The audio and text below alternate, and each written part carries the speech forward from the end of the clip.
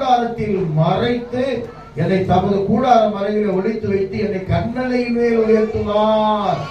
உனக்கு ஆபத்து வரும்போதெல்லாம் தேவ சமூகத்துக்கு வந்தீங்கன்னா கர்த்தரோட பாதுகாத்து உன்னை உயர்த்துகிற தேவனாக இருக்கிறார். சங்கீதம் 18:6 அதான் சொல்லுது. வேகமா வாசிக்க. கர்த்தருக்கு ஸ்தோத்திரம், தேவனுக்கு மகிமை உண்டாகட்டும். சங்கீதம் 18. எனக்கு உண்டான நெருக்கத்திலே கர்த்தரை நோக்கி கூப்பிட்டேன், என் தேவனை நோக்கி அபயம் விட்டேன். இந்த வசனம் நீங்க பாருங்க, கூப்பிட்டேன்னா ஒரு வார்த்தை, அபயம் விட்டேன்னா ஒரு அர்த்தம். அபயம் விட்டேன்னா அது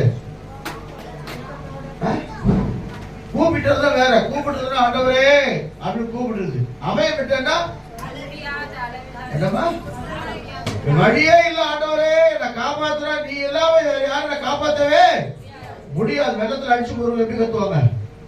இல்ல சேத்துல சிக்கிங்க எப்படி கத்துவாங்க? காப்பாத்த யாருமே இல்ல. அபயம் விட்டு